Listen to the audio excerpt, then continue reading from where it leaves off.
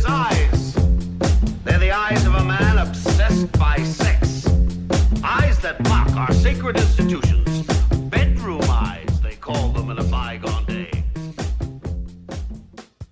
They're the eyes of a man whose lust knows no bounds. Well, hello everyone. Welcome back to Horny Creek. My name is Mark. With me as always is my wife Carol. How you doing today, Carol? Hey, what's up? Not much. It's been a good week here. It is March 10th, 1999. And we watched maybe the least horny episode of Horny Creek ever. Yeah, I mean, I don't think there was a shred of horny. Well, no, there was a little bit of horniness. There is a little bit, yes. Just a little. But there's a lot of not horniness. Yeah. There's a lot of, oh, we think there's going to be some horniness, but oh, no. And then, oh, maybe some alternative horniness. Maybe some Wild Hearts horniness. But then, no. Yeah, didn't happen. Psychic friends, everyone. And Dionne Warwick is not in this episode, but I don't feel like this was a very friendly psychic, personally. I don't either. She didn't seem, she's like, I'm not working right now. Give me money. Here's my cigarettes. So there is a carnival in Cape Side. Yeah, the Cape Side Carnival. Or is it a carnival? No, it's like an art show. Or I don't know. I like it better as the Cuckold Cape Side Carnival. Cuckold. Oh my god. Well, that's that's Dawson's getting right. cuckolded. I didn't see any rides. I feel like it's more like one of those little art fairs. You know, where everybody has their booths. No, I do. Yeah, I think it's like a festival. They started one down in downtown Royal called the Arts, Beats, and Eats Festival. We talked about it, I think, last year was the first year, maybe? Yeah, you know, the first time I heard that title, I thought it was a person named Art. Art beats and eats people. Come on down. My name's Art. No, I thought it was Art. I'm going to beat you and eat you. But not in the good way. I thought it was Arts, Beats, and Eats, like Arts, Beats, like his music and his food. Owns the eats and yeah, and the music. Yeah. Music and Food Festival by Art. World famous Detroit personality Art. Well, I mean, there's Art Van. Art Regner. He's on the sports radio station. There you go. WDFN. But don't change your dials, everyone, even though this isn't a dial. Yeah. But he does good stuff with the Red Wings hockey. So, okay. This episode, though? It's a local reference, everyone. Yeah, go ahead. Does it start in Dawson's room? Because I don't remember it starting in Dawson's room. It kind of starts in Dawson's room. In a way, it metaphorically starts in Dawson's room. Okay. Dawson and Joey are watching the movie Creek Days or whatever. Mm-hmm. And he's like, so to be honest with you, what'd you think? And she's like, oh my God. Yeah, okay, this is going to be the most life-changing movie ever. It's going to change the way people think and stuff like that. And I'm the whole as she's saying this, I'm like, this is a dream. Because there's no way that Joey would just gush about anything. Right. Like, I mean, a vein of gold could open up in the back of Joey's house, and Joey wouldn't gush about that. She'd be like, well, I guess we have a little bit more money now, or whatever. You know, she'd downplay it. Yeah. So he's like, oh my gosh, and she's like, yeah, Jack's gonna be the best director ever, or whatever. And he's like, what are you talking about? Jack didn't make this movie. I made this movie. And he looks at it and it says Creek Days. The stupidest font ever. Yeah. By Jack McPhee. So Jack comes in and he's like, oh my God, I talked to Steven Spielberg at our school lunch and he wants me to come work for him. I don't know how that's making it in Hollywood, by the way. Come be my production assistant. Right? It would be different if he was like Steven Spielberg. His production company, Amblin Productions, wants to produce my next film or something like that. That would be different. That would be. But anyway, so he's like, I'm going to Hollywood. Come with me. Marry me. And he like proposes to her and starts kissing her. And Dawson's like, I thought you were gay. And he goes, I guess not. Right, yeah. And then he wakes up. So he's like, no. And he wakes up screaming. It was pretty funny. It was a really funny opening. But that's how it opens. It opens in Dawson's room as per usual. metaphorically. I mean, I guess it kind of also does too, because we're in Dawson's head in his dream, which he's doing in his room. So Dawson, those darn cats are always at the door. Darn cat. That was a movie, right? It was.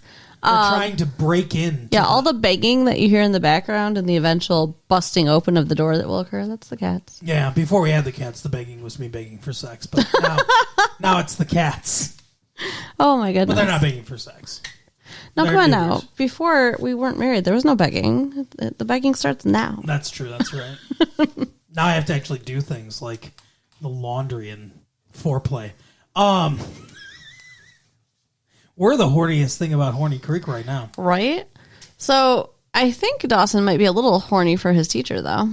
Yeah, so they introduce, out of nowhere, a new film teacher who's a pretty young teacher. Yeah. And Kevin Williamson, man, what teacher did you want to have sex with?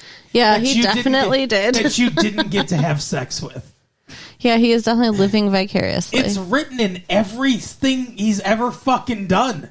Has no one done studies on this ever? All right, psych students. Kevin Williamson definitely wanted to fuck one of his teachers. Yeah. So, did you ever want to fuck one of your teachers? Sure. Doesn't every kid go through that? I think so, yeah. We had, I'm not going to say her name, but we had a teacher that was Zoftic. I guess that's probably the best, the most polite word for it. What's Zoftic? It's like curvy, big big boobs. Okay. That taught at our school that a lot of the guys were interested in. I don't know. The only teacher I ever really paid attention to wasn't super hot necessarily. He was okay looking, but he was well traveled and interesting, So. Oh, okay. Was this the plot of My Girl? No. What the fuck? Sometimes we do that where we talk about incidences from our lives, but they're actually plot elements from a movie. And the game is to see how long we can go before the other person guesses that it's a plot element from a movie. What about the one guy that you couldn't talk around or whatever? Oh, yeah. Well, I was too young to really necessarily want to fuck him. I was 12, so. Oh, okay. Yeah, I guess that would have been weird. Yeah. Would have been as weird as... That would have been gross. Would have been as weird as Horny Creek. He just... My budding hormones rendered me speechless in his presence. Yeah. I mean, that makes sense, honestly.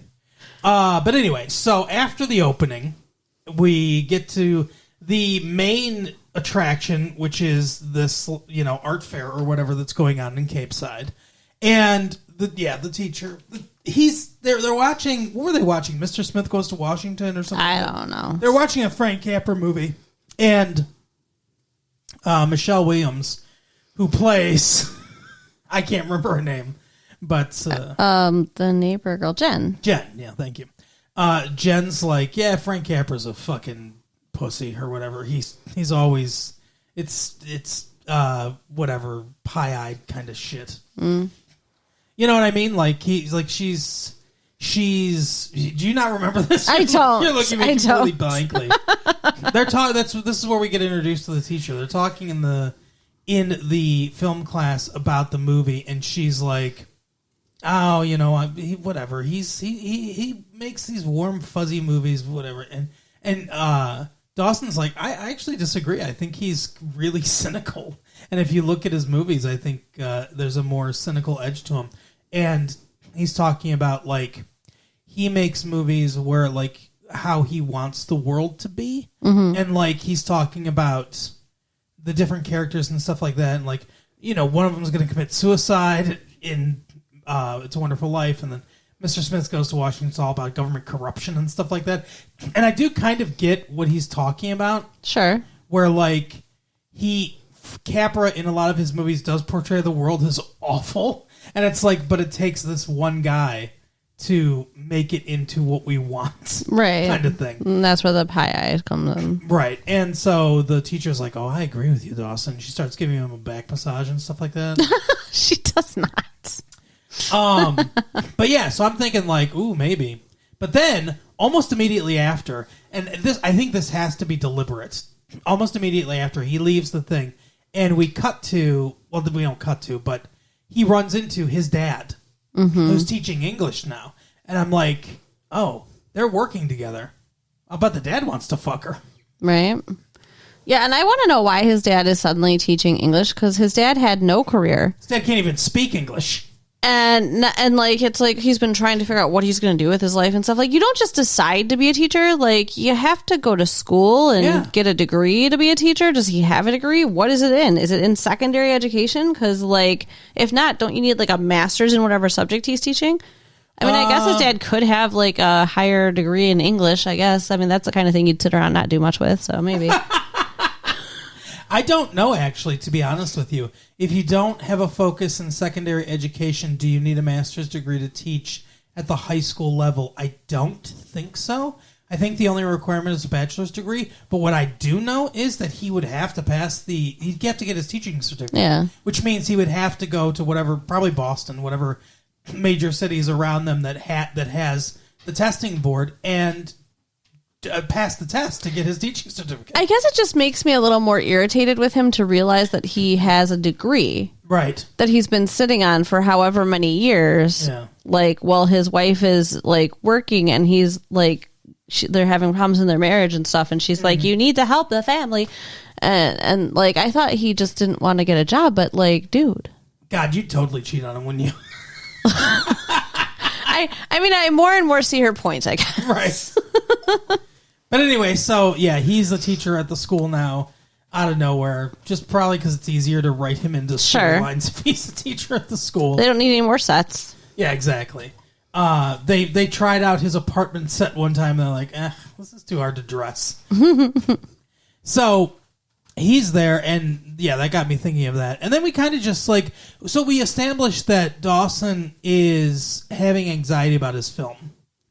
And we also established the bona fides of this woman. He starts gushing to the film teacher, or not to the film teacher, but about the film teacher to other people, where he's like, yeah, she's writing a movie for, I think he said Touchstone?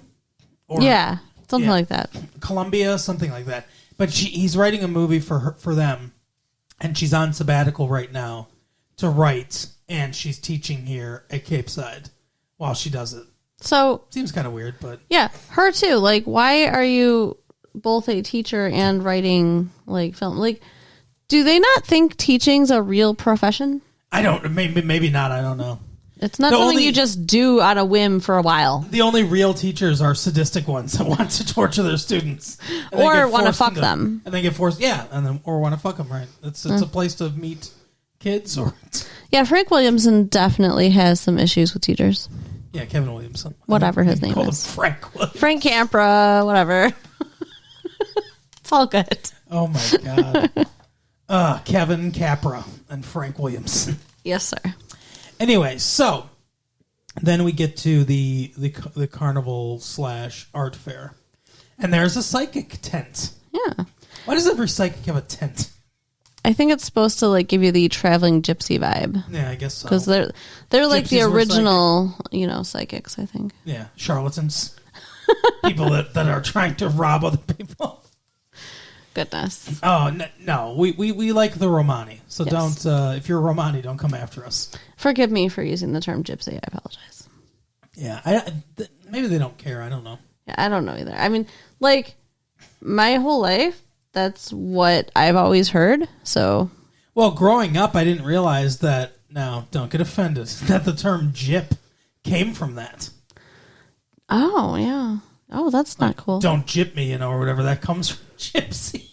And I didn't even realize that they were, like, looked down on as a people until one day I heard somebody. That's how knowledge usually happens. One day I heard somebody talking about how they had there was a Romani in the hospital, and their very large family was hanging out in the hospital, and things kept going missing. And I was like, well, do you really know for sure? They're like, yeah. Like, yes, we know. Yeah, they know. I was like, oh, okay. They're thieves. Yeah. So they did what they had to do to survive. Yeah. They were traveling people. So, but are they still? I think so, yeah. Okay. So anyways, this lady is here. She does have like a Eastern European kind of accent, so she does, yeah. She sounds like the accent I did earlier. Yeah. But the person who's most excited to see her is Andy. And Andrea McPhee. And apparently she has a whole thing with like, fortune telling and crystals. And did he mention he mentions crystals. Yeah. But doesn't he also mention the like zodiac stuff or no? I don't think he did. Okay. So he's like, what is up with you and this stuff? He's a big believer in astrology. Sure. But yeah, she really wants to go get her fortune read, and she promises him some kind of sexual favor if he takes her to do that. Yeah. Well, no. She wants him to be it's McGruff the crime dog / that's what she wanted. Okay. / like something else or whatever. It's the mascot of Don't Do Drugs from Cape Side or whatever. Mm-hmm. And she's like, yeah, be that. And so what he does is, I don't know if you've ever heard of Triumph, the insult comic dog. Yeah. It's a thing from Conan O'Brien, but he does that voice for this dog, basically, where he's like, hey, kids. Yes. Don't do drugs. Because if you do drugs, you're for me to poop on, or whatever. Right. And then the kids start heckling him. Yeah. Making fun of him. Which, like, he seems to get real offended real fast. And it's like, dude, they're little kids. Chill out. He's like, no, you are. Yeah. And he's like, I'm taking a break. And storms off. He dresses up in his dad's police uniform or whatever, his dad's police coat. Which, like, again, isn't that illegal? I don't think so, because he's like, this mascot is specific, I think, to their police department. So it's like, I think he's like, being a representative of the police department's doing this. All right, I guess we'll let that one slide. So, yeah, so he's doing that, and Andy is... Why the hell is she there? To get her fortune. That's it? Yeah. Oh, okay. To be in the episode. to frequent the carnival, and then to get her fortune read. Yeah. So, Joey and her ex-boyfriend, Jack... Joey and Jack are doing a booth of Joey's paintings. Yeah. Joey's got a bunch of art up there and she wants to sell. And some dude walks in and is like, oh, are these yours? These are really great. Do we want to talk about her psychic experience first? Oh, sure. Okay. Because she's like, Jack's like, well, first of all, her and Jack are talking. And she's like, I want to kiss. Mm-hmm. I want to kiss before the millennium. I want to kiss before the year 2000. She's like, that's what I miss, the kissing. Jack's like, technically the millennium doesn't start till 2001, but yeah, there was no year zero. But so he's like, well, why don't you get your fortune read and see when that's going to happen or whatever. And so she goes in there, and it's one of those weird things where it's like, at first she's clearly just fucking with her or whatever. Mm-hmm. She's like, oh, you're a lady or whatever. I don't even remember what she says. No, she asks her if somebody owes her or didn't return something to her. I'm seeing a C name. It's one of those stupid things, like cold reading is what they call it. One of those stupid things that people that are trying to fuck you over do. I see a C name. Do you know any C names? I don't know. Not really. Carlton. She goes through a bunch of different C names, and she says Carol, and she's like, oh yeah, Carol. She does a show about us. She's like, I saw her, and I knew her in kindergarten, but I haven't seen her since like first grade. And she's like, she has something of yours. It's like she's trying to contact the other side. Is this kid dead? Oh my God. She has your pencil, is what she finally comes down to. Then the wind blows mystically through her little wind chimes, and some fairy music starts to play. And then she gets into the real shit. She even gets a little lighting on her face. You know what, though? It kind of reminded me of Ghost. Where, she's always, pretending has this whole, thing set up to screw people out of their money. But then all of a sudden it's real. And, I feel like that is how it would actually go. 9 times out of 10, it's fake. And then every once in a while, it probably is real. And that's why they're doing it, because they do have a gift. The spirits must really love the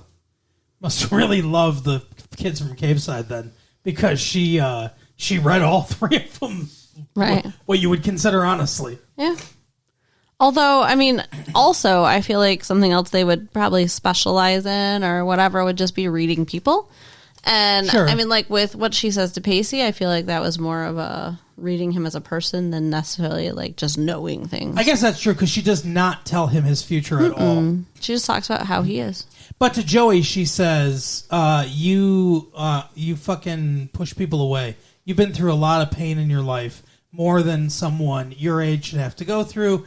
And you push people away, you build up walls, blah, blah, blah, blah, blah. Which is, same kind of thing. Yeah. But then she says, a tall, dark man will come into your life. Yeah, she didn't say stranger. She didn't say stranger. I just thought about that. Yeah. She does not say stranger. And Joey's like, okay, whatever. And then that's where this guy walks in, and the first thing you said was, he's not dark. He's not. I agree, he's not. He had light brown hair. And he wasn't particularly tall either. No. Because Pacey's taller, not Pacey, Jack's taller than him. Yeah. Because they show a 3-shot of them, and they're, side by side, and he's not taller than him. So I wonder if that casting is supposed to be foreshadowing that this is not the person she's talking about. I mean, he's very handsome, so I think they just wanted to be him. Yeah, I think so. Oh, okay. Oh, too bad, Carol. Just because I think some dude is handsome doesn't mean I'm looking for a trade-in. I mean, you see boobs. And you like boobs. I don't assume you're going to trade me in. Where do I see that? All over the world. Oh, okay. I guess that's true. I do get flashed a lot. People are like, dear Lord. Massive late fee, yeah! That would be interesting. It's like Girls Gone Wild. Have you ever seen that? Late night Girls Gone Wild? Yes. I didn't know you had. Anyway. I've watched late night TV before. I know what Girls Gone Wild is. I've lost my train of thought because now I'm thinking about boobs. Okay. Well, that's your fault. Nuh-uh. So the stranger comes in there. And he likes her work. He compliments her work. He touches her arm on his way out. Yeah. She never says anything because she is rendered speechless as well. Right, exactly. Her budding hormones are... And Jack's like, oh my God, why are you just letting him walk out of here? That's your future. The psychic said to say yes to every opportunity. Yeah, she did too. She said, say yes to every opportunity that comes your way. Which is weird because only one opportunity really comes her way throughout the episode. It's not like there was a bunch of chances for her to say yes. I just think she means in her life. Yeah, I guess. But I wonder if this is going to lead to something. Maybe. But anyway, so she goes to his booth, and he's got photographs. He's a photographer. And they're very nice photographs. And she starts talking to him and everything. He's like, you want to get a coffee with me? And she's like, yes, I will. She keeps saying yes to everything he says. Hot chocolate. Hot chocolate, whatever. So they are drinking hot chocolate together. And he's like, you're unbelievably beautiful. Your lips are so sensuous. You look like Marilyn Monroe or Raquel Welch. Now, I don't know how somebody could be stupid enough to say that stuff to a girl and not think that she's going to think that you like her. I don't know. And then he asks if he can photograph her. Mm-hmm. With her clothes off. Which, of course, she says yes. And then she tells Jack, and Jack's like, what the fuck? Right? Like, he's going to murder you. She's supposed to meet him at the college. And this is like the middle of a Saturday or something. He just has keys to the college, I guess. To the, like, stage and costuming area. It's weird. But he's like, she's like, he's got a whole bunch of costumes I can try on. And she has an awesome photo shoot, and it looks like Katie Holmes was having a blast. Yeah. It looks like a lot of fun. Jack comes with her. I'm pretty sure that Katie Holmes' mom was a model, I think. I mean, either way, Katie Holmes definitely could have been. I feel like that was something that I heard when she was doing an interview on, like, David Letterman or something like that. I don't remember, but yeah, so that goes really well. Mm-hmm. She kind of gives Jack the get out of here look. She keeps trying to kiss the guy. Like, she keeps, like, moving in for a kiss. With, like, that face, that look. Because that's all she wants is a kiss. She said, like you alluded to earlier, she says she doesn't miss the relationships as much. She misses the kissing. But yeah, he doesn't respond to that.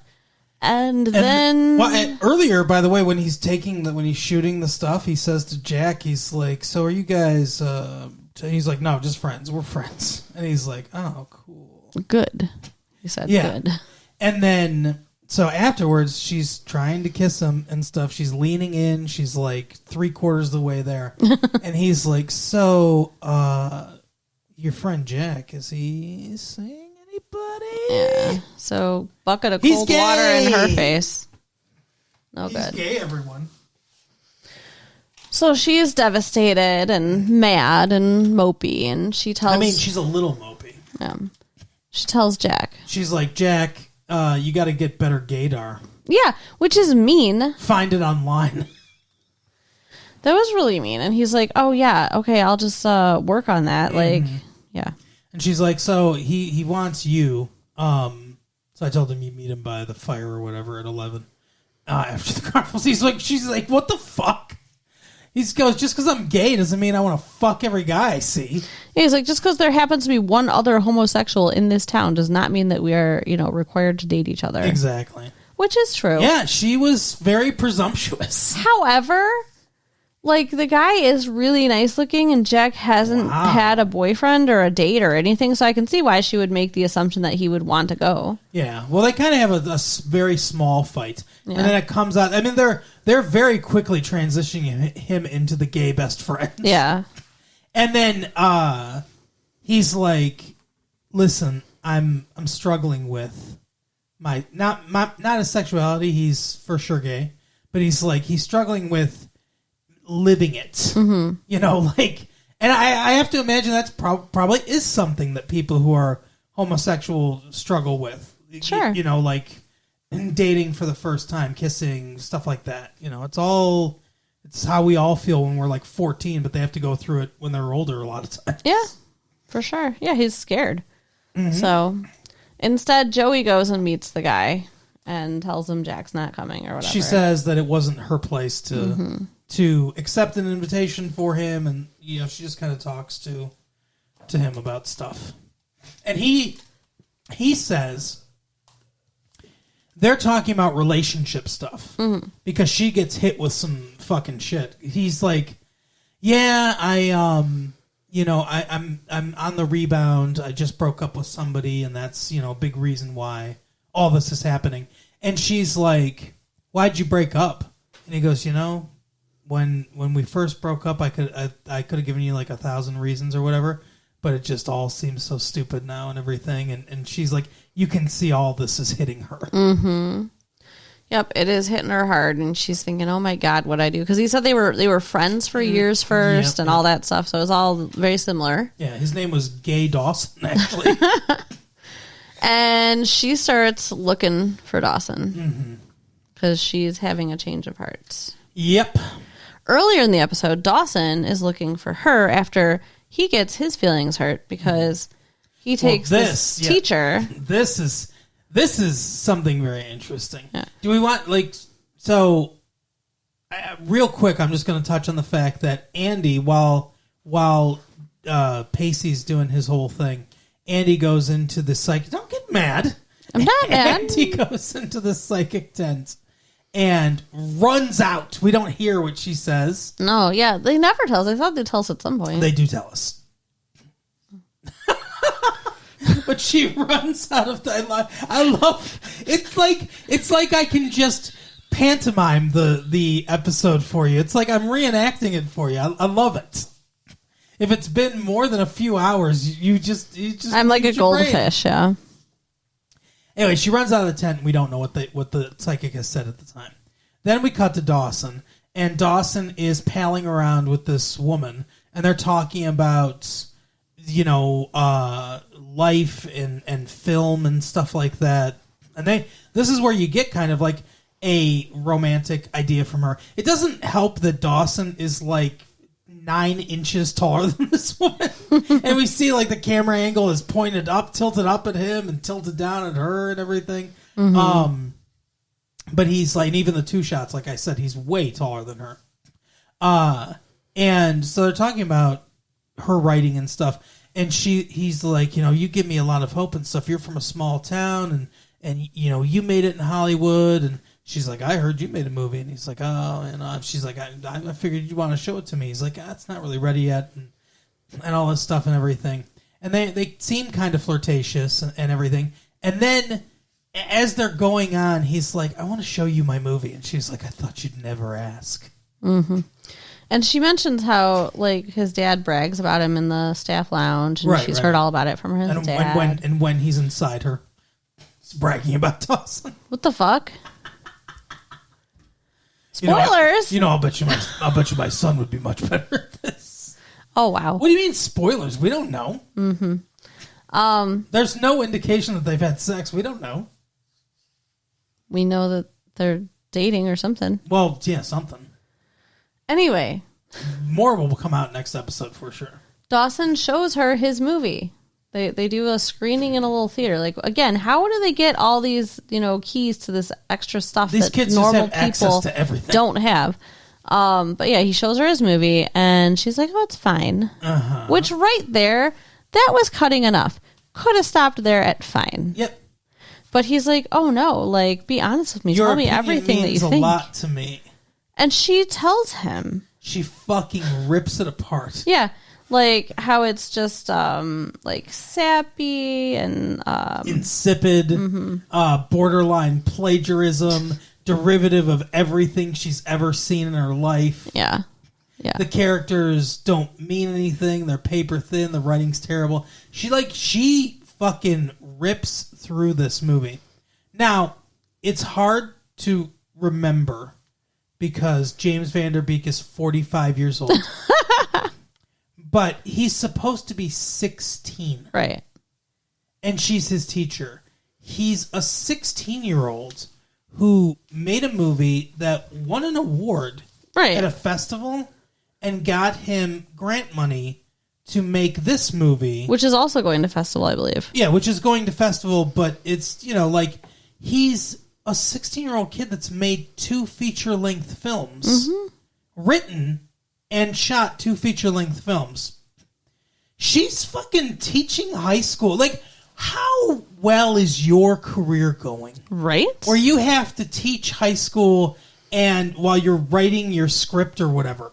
Is it even sold to Columbia or TriStar or whatever? Like, is it on spec? What is going on? Like, most of the time, these writers are paid in advance to write their script in a tight window, turn it in so that the studio can shred it apart and turn it into whatever they want. Right. But I mean, this doesn't add up. I think she's a failure. That's what I think. And I she's think bitter. And I think she's taking out all her frustrations on him. Yeah, it's awful. Like he literally turns like a little pale. Like he looks not okay. She has just destroyed him. And also, as you already alluded to later, we see her get into his dad's truck. Mm-hmm. So on top of this, she's probably dating his dad. You think she'd try a little harder to be nice to this kid? Yeah, I think everything that she said is more about her than it is about him. Yeah. And I think if a 16-year-old kid is actually capable of, and we saw some of the stuff that he was doing with the models and stuff like that. Like some of that stuff has to be somewhat impressive. Yeah.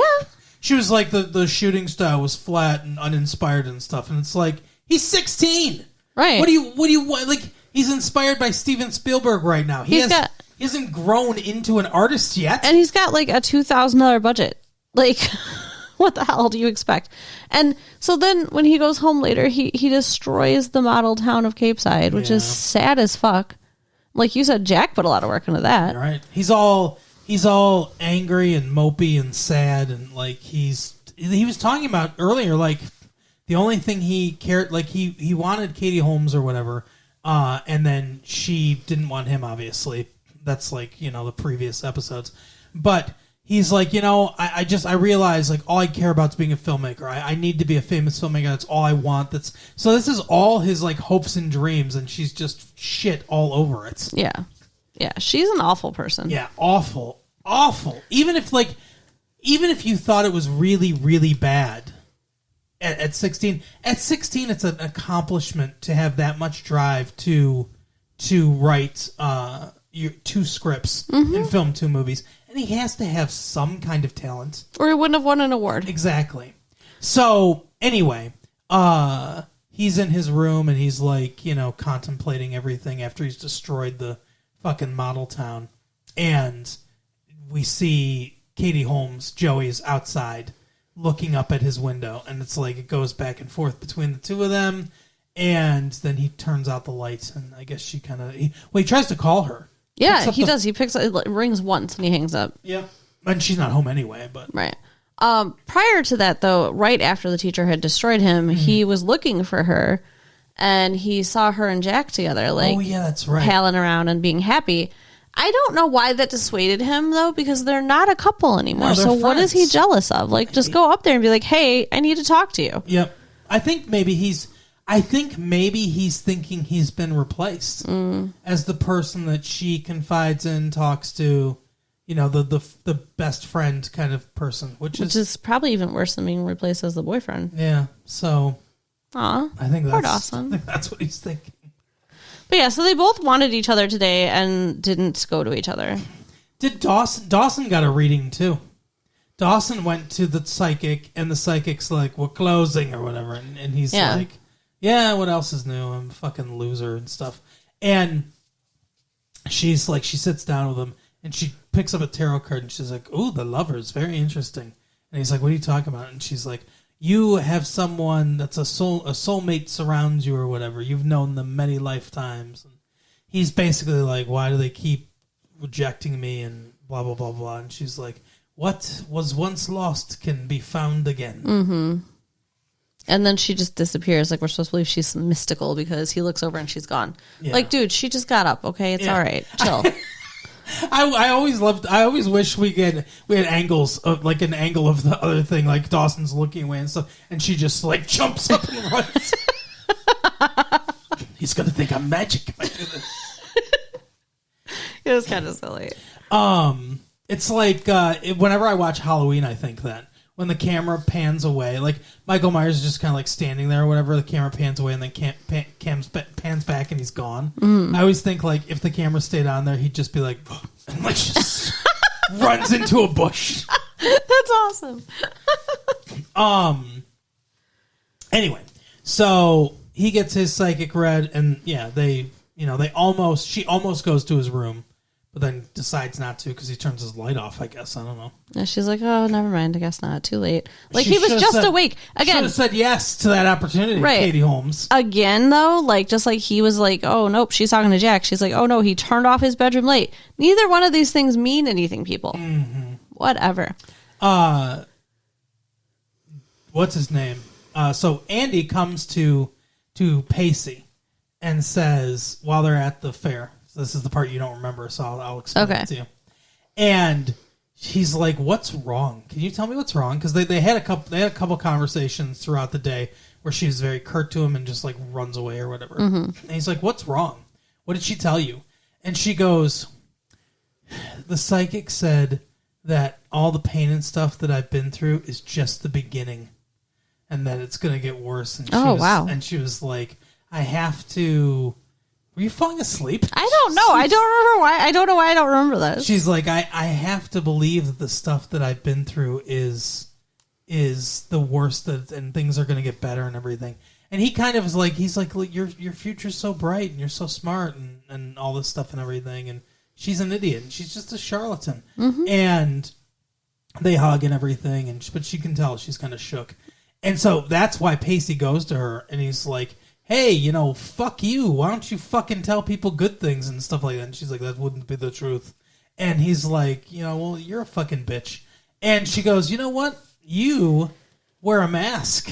You like people to think that you're all tough and confident and everything, but you're a scared little boy underneath all of it. You know that everything you have rides on a house of cards and it could be destroyed at any second. Yeah. Like, what a bitch. And she's even like, I know you don't want a reading, but you're getting one, and here it is. Like, wow. Yeah. Like, you use your powers for assaulting people, bitch. Oh, shit. So, that he tells her that. And then that's pretty much it except for the last thing that happens in the episode, I think, right? Yeah. Oh, no, there is one more thing. Jen and Grams. Oh, yeah. So Grams has a booth. She's selling all kinds of craft stuff. Which, I think that's so cool. Like, probably after, decades of making shit, she has a good supply. Yeah, for sure. And Jen's helping her. And there's a dude across the way, an older gentleman, who's staring at Grams. And Jen's like, oh, my gosh, he's checking you out. And she's like, oh, nobody's checking me out, Jennifer. You're silly. And he walks over, and it turns out this is a guy she knew in high school. Yeah. And Old Dawson, his name is. He asked her to have dinner with him. And she's like, oh, no, I couldn't do that, And then Jen's talking to her, and she's like, what's wrong? You feel like you cheat on Grandpa or whatever? And she's like, no. She's like, that part of my life's over. How long do you think it's been since she's had sex? I don't know. Because that guy had a stroke for a while. Yeah. Maybe a stroke is what gave him a stroke.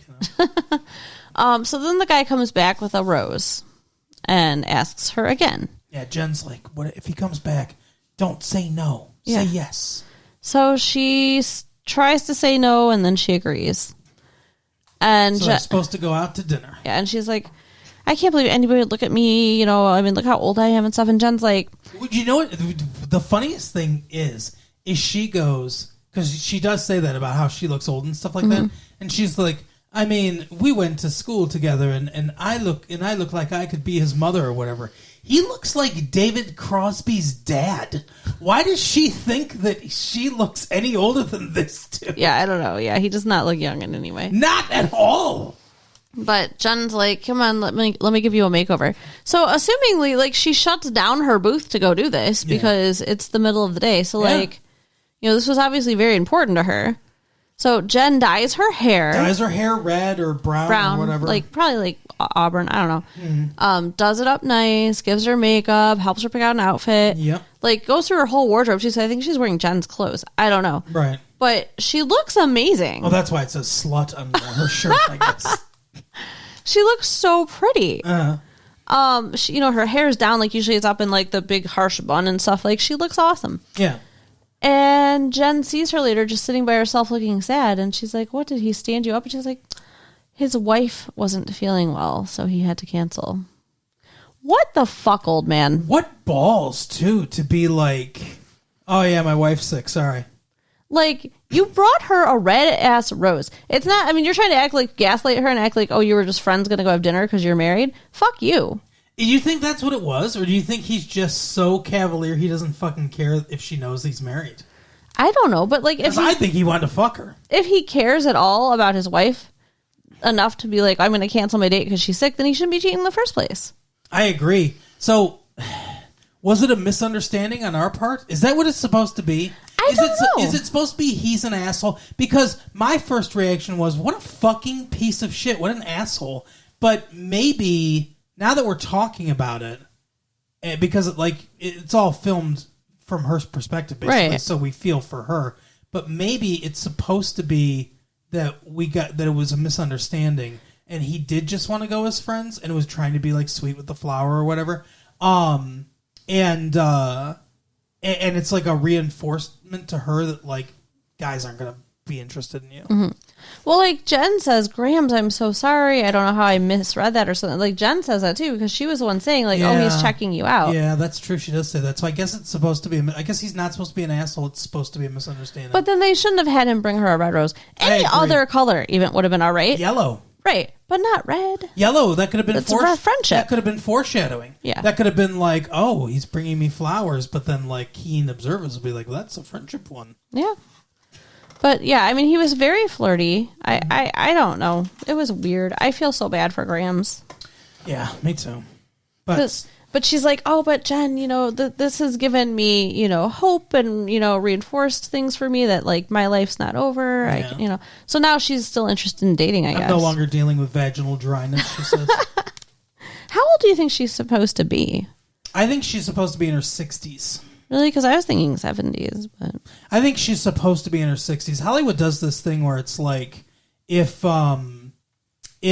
you are a teenager, we're going to cast a 25-year-old.